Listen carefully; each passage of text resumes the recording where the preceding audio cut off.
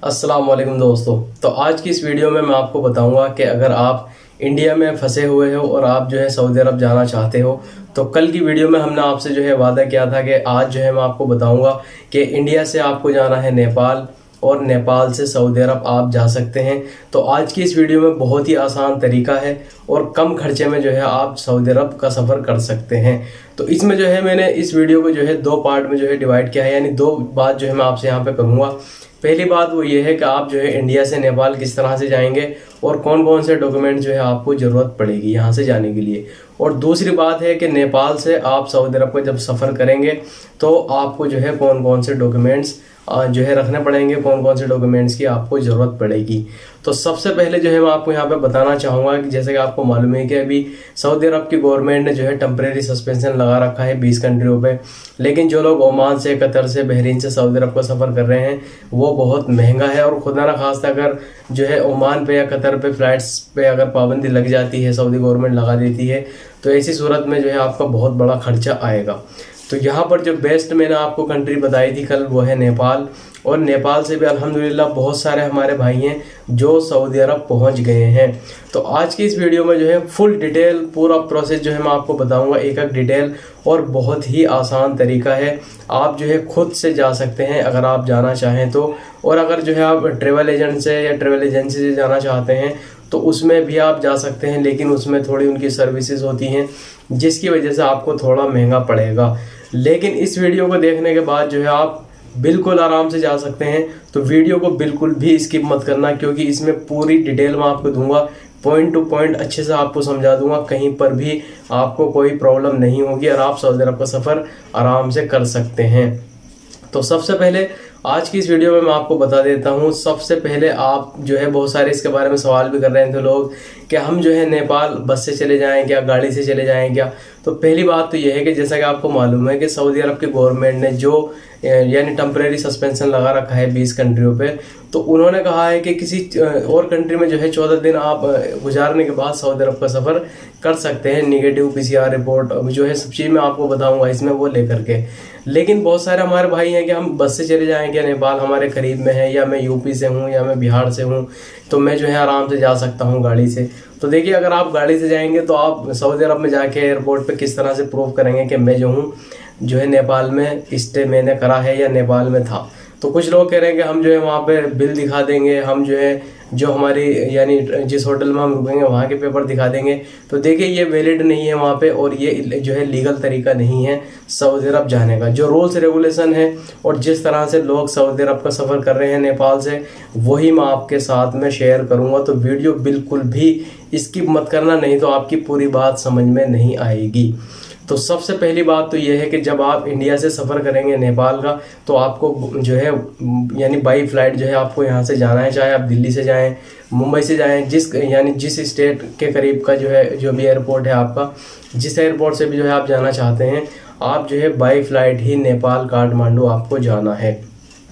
और जो आप अपना टिकट बुक करेंगे वो जो है पासपोर्ट से ही करेंगे, और आपको अपने साथ में जो है अपना पासपोर्ट, और अपने साथ में जो है यानी पासपोर्ट में भी जो है लगभग 6 महीने की वैलिडिटी कम से कम आपके पासपोर्ट में होनी चाहिए। और आपके पास में जो है वोटर ID कार्ड भी आप ले जाना। वैसे उसकी ज़रूरत इतनी है नहीं, पर फिर भी आप जो है ले जाना, क्योंकि जो सबसे मेन ID है वो तो आपका पासपोर्ट ही है। और इसकी पूरी जो है मैंने लिस्ट बनाई है ताकि आपको मैं अच्छे से समझा सकूं, और जो हमारे भाई फंसे हुए हैं अभी इंडिया में वो आराम से सऊदी अरब का सफ़र कर सकें, और बहुत ही जो है कम पैसे में आप चले जाएंगे दूसरी कंट्रियों के मुकाबले। तो यहाँ पर जो है वो तो आपको मालूम है कि अगर आप जो है नेपाल जाएंगे इंडिया से, तो वीज़ा की तो ज़रूरत आपको है ही नहीं। आपको जो है सिर्फ टिकट जो है अपना बुक करना है, यानी दिल्ली से जाना चाहें तो दिल्ली से, या मुंबई से, जहाँ के लिए भी। और इसके अलावा जो है मैं आपको बता देता हूँ कि PCR रिपोर्ट जो है आपको करानी होगी 72 घंटे के अंदर अंदर। यानी जब आप जो है यहाँ से फ़्लाइट बुक करेंगे, वो अपने हिसाब से आप देख लें, एक दिन पहले जो है PCR रिपोर्ट करा लें जो भी अप्रूव्ड लेबोरेटरी है वहाँ से, और वो अपने साथ में आपको लेकर के जानी है नेपाल। तो नेपाल आप पहुँच गए हैं काठमांडू, और वहाँ पर जो है आप अपना एक होटल जो है बुक कर लें जहाँ पर आप रहेंगे। और सबसे अच्छी बात यह है कि अगर आप काठमांडू या नेपाल से जो है आप जाते हैं, काठमांडू जाएंगे, तो एयरपोर्ट और इंडियन एम्बेसी जो है आपको करीब में मिलेगी, क्योंकि हमें इंडियन एम्बेसी से भी काम है।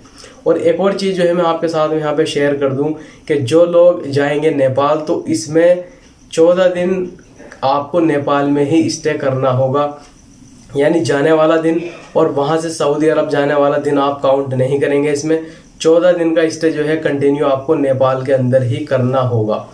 अब मैं आपको यहाँ पे बता देता हूँ कि आप जो है अब नेपाल में पहुँच गए हैं, पर वहाँ पे जाने से पहले जो है आपको एक CCMC फॉर्म भी भरना होगा ऑनलाइन। इसके बारे में जो है मैं आपको बाद में बताऊँगा। अगर आप इसे नहीं भी भरते तो कोई भी प्रॉब्लम नहीं है, लेकिन आप जब नेपाल एयरपोर्ट पे जाएंगे, वहाँ पे जब इमिग्रेशन होगा तो वहाँ पर आपको फिल करना पड़ेगा।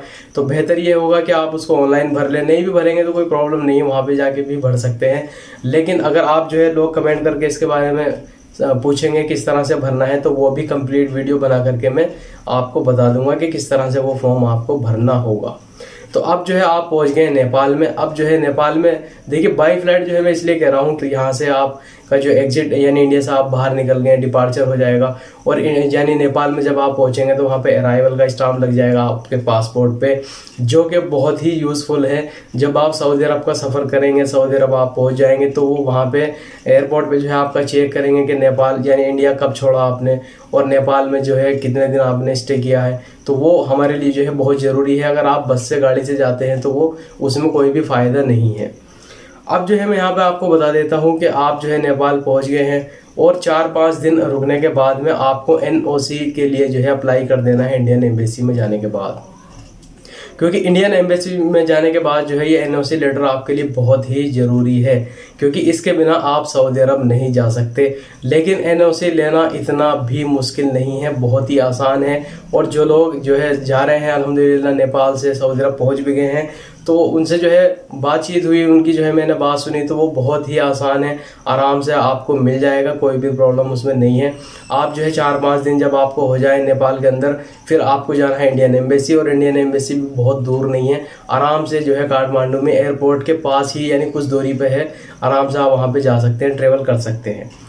तो वहाँ पर जो NOC के लिए आप अप्लाई करेंगे उसमें जो डॉक्यूमेंट चाहिए वो आप जो है इसको ध्यान से सुने। इसमें सबसे पहले तो आपके पासपोर्ट की जो है कॉपी आपके पास होनी चाहिए। इसके अलावा पासपोर्ट साइज़ के 2 फोटो होने चाहिए आपके। इसके अलावा जो है नेपाल से सऊदी अरब का टिकट भी आपके पास जो है होना चाहिए। इकामे की कॉपी आपके पास होनी चाहिए, और आपका जो एग्जिट रेंट्री वीज़ा है वो भी आपके पास होनी चाहिए। ये सारे डॉक्यूमेंट जो है आप जाएंगे इंडियन एम्बेसी में लेकर के, और वहाँ पे NOC के लिए आप अप्लाई करेंगे। तो जब आप वहाँ पे NOC के लिए जो है अप्लाई करेंगे, तो वहाँ पर आपको एक फॉर्म जो है फिल करना होगा, जिसमें कुछ नॉर्मल जो है डिटेल्स हैं वो आपको फिल करनी होंगी। आप जो है क्यों जा रहे हो, आपकी कुछ पर्सनल डिटेल है, कुछ उसमें भरना पड़ेगा। वो सब भरने के बाद आप वहाँ पे जमा कर देंगे, और उसकी फ़ीस भी बहुत कम है।